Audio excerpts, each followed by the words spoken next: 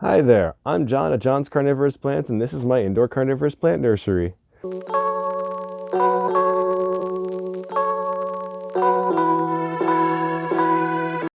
Today, I'm going to teach you how to grow Utricularia Flaccida, a beautiful and easy to grow Utricularia, and it's got nice pretty yellow flowers you can see here. Please check out the description. You'll find timestamps to all the different sections of this video, so you can hop around to just the information you need, as well as a link to my website where you can buy one of these beautiful plants from me directly. Makes me very happy. There's also my Discord where you can hop in, ask me questions, talk about your plants, post pictures, hop in voice chat, call me an idiot if you dislike something in these grow guides. Who knows? Please don't do that last bit. But I would like to see you in there so we could chat about plants. And I hope you like and subscribe if you enjoyed this video. Please leave any comments if you have any questions. And I hope you enjoy.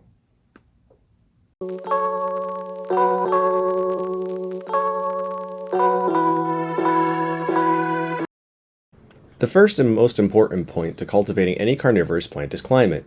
You need to provide a stable climate for long-term success. This includes temperature, humidity, and airflow. To maintain a stable climate of 40 to 80% humidity, 60 to 80 degrees Fahrenheit, and steady airflow, I suggest the following. Use a humidifier near your grow area to maintain humidity. Bags, clear plastic cups, and humidity domes work, but these options are a poor replacement for ambient humidity. Bags and plastic cups in particular can amplify the sun and roast plants with high sun exposure if grown on a windowsill.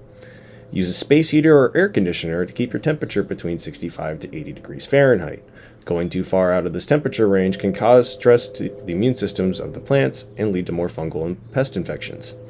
To measure your grow area's climate, I highly recommend purchasing a thermometer or humidity gauge like this one. There's a link in the description to buy one from Amazon. The next important point to cultivating carnivorous plants is lighting. The sun is the best light you can have for your plants. Since most homes do not have windowsills that provide enough light, indoor growers are left to using indoor LED grow lights. Here you can see that I use an array of different fixtures. No matter what kind of lights you use, make sure to drape the cords before going to your outlet to prevent water-related electrical fires. An appropriately rated timer for your lights is critical to the long-term health of your plants. As a quick overview, lighting sources should be 4 to 6 inches away from most species of carnivorous plants. I recommend Yescom 225 lights as they cost around $30 off Amazon and work great for smaller collections. You can use 4-foot LED shop lights from most big box stores as well. I have a link in the description to the red-blue Suncoat lights that I use for some of my racks. Make sure that you provide at least 12 hours of direct light to your plants a day. Going under this amount can stress certain tropical plants. Like climate shifts, this can lead to decreased immune function. Even plants like to sleep, and some like Biblis only digest prey at night. As a safety tip, make sure you drape your cords and have a low spot to prevent water-related electrical fires. If you're growing your plants outside or on a window, use the species-specific lighting preference later in this video as a guide to how much exposure the plant should receive. Next up, soil. Most carnivorous plants occur in nutrient-poor soils. I grow all of mine in either a mix of peat and perlite or straight long fiber sphagnum moss. Always make sure your medium is thoroughly wet and mixed. If the medium is dry, the plants will die. Never use any medium with fertilizers. The nutrients will burn most carnivorous plant species' roots. Always make sure you rinse your peat and perlite before use.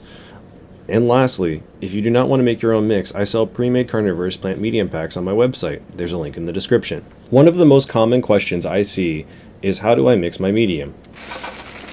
First I use peat, then I add perlite. I use a hoe and mix it all thoroughly together.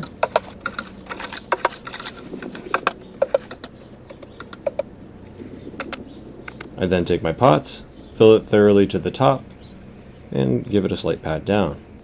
Always make sure to thoroughly top water your pots. And as you can see here in this last scene, there's the difference between wet and dry peat. Next up, water. First thing you need is a TDS meter like this. It'll measure the total dissolved solids in your water. You need water with under 100 parts per million of total dissolved solids for carnivorous plants. Here you can see my tap water comes in at around 100 parts per million. Next, my reverse osmosis filtered water clocks in at 12 parts per million. To water, I use the tray method, watering from the bottom of the pot. I fill these trays 1 to 2 inches up the pot and refill the trays once the tray is dry, but before the medium dries.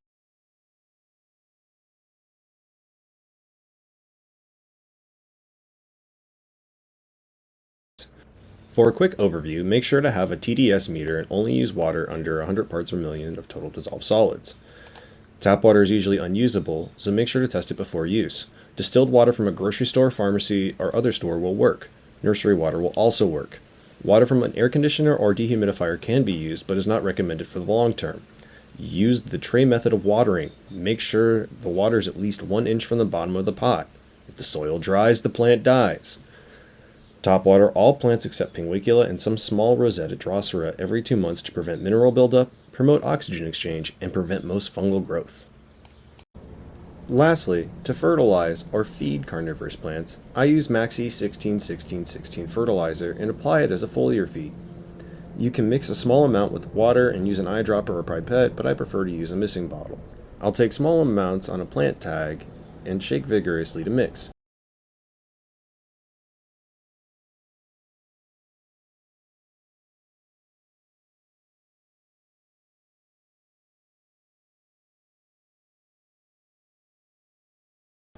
To be accurate, the mixture clocks in around 100 parts per million.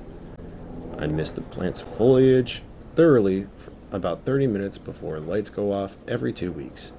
Make sure to spray at an angle perpendicular to the pot to prevent excess fertilizer. This can cause algae growth that can be easily scraped away.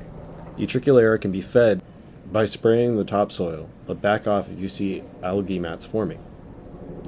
Utricularia Flaccida is an incredibly beautiful yellow-flowered Utricularia that is very uncommon in most collections.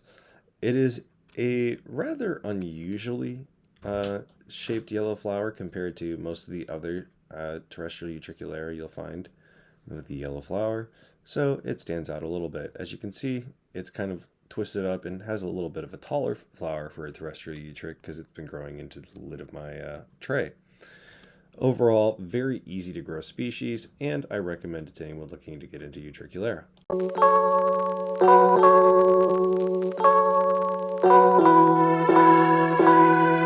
Cloning Utricularia is a very simple process, either using your fingers or some forceps. Just go ahead and pull a piece of your Utricularia out, preferably with some of the stolone if you have an epiphytic species. Make a little hole in your next pot and push it in so the stolone is all covered and you just see nothing but the green on top. Within a few weeks, they'll recover and then quickly start spreading out throughout the rest of the pot whenever they're nice and happy. Thank you for watching this far. I have links in the description to other great reference videos done by other nursery owners for the International Carnivorous Plant Society. These include a pesticide discussion from Damon of California Carnivores and a lighting presentation from Drew of Carnivoro.